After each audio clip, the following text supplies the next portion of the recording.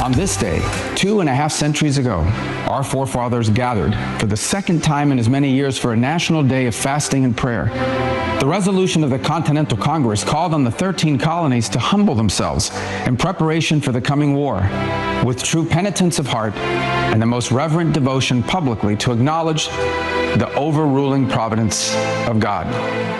In 3.5 months' time, the colonists would be in open revolt against the most powerful empire in the history of the world. Many, on both sides of the Atlantic, thought their cause was a suicide mission. The founders were not naive men. They knew their lives were on the line. That was the premise of Benjamin Franklin's dark joke after signing the Declaration of Independence, where he said, "We must indeed all hang together, or most assuredly, we shall all hang separately." They had no guarantees of victory. They knew that what they were trying to do had never been done before in human history.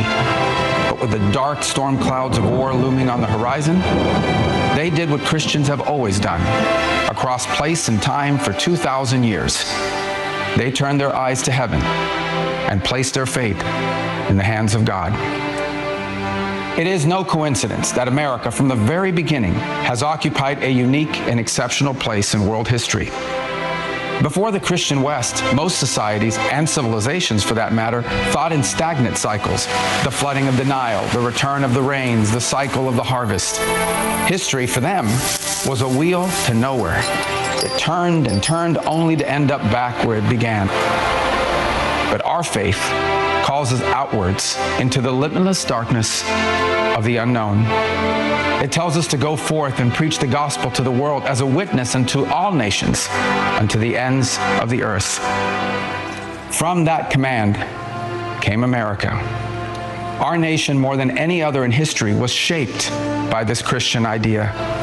We saw it at work already in 1630, more than a century before the Revolution, when John Winthrop stood on the deck of the Arabella in the middle of the Atlantic Ocean and preached a sermon to his fellow Puritan colonists. "We shall be as a city upon a hill," he told them. "The eyes of all people are upon us." That same faith pushed America further to new frontiers. It was the engine of westward expansion. Who will respond to the call from beyond the Rocky Mountains, one reverend wrote in a public message to the American churches in 1833, calling for a wave of missionaries to leave the comforts of civilization and spread the gospel in the wilderness.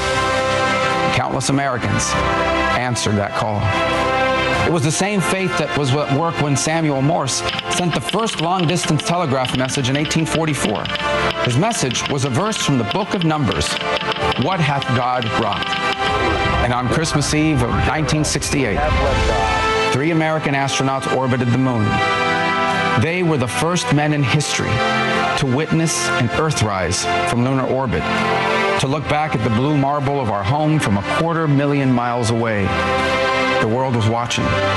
It was the largest television audience in the history of the world up to that point. And what did they say? They opened the book of Genesis. In the beginning, God created the heavens and the earth.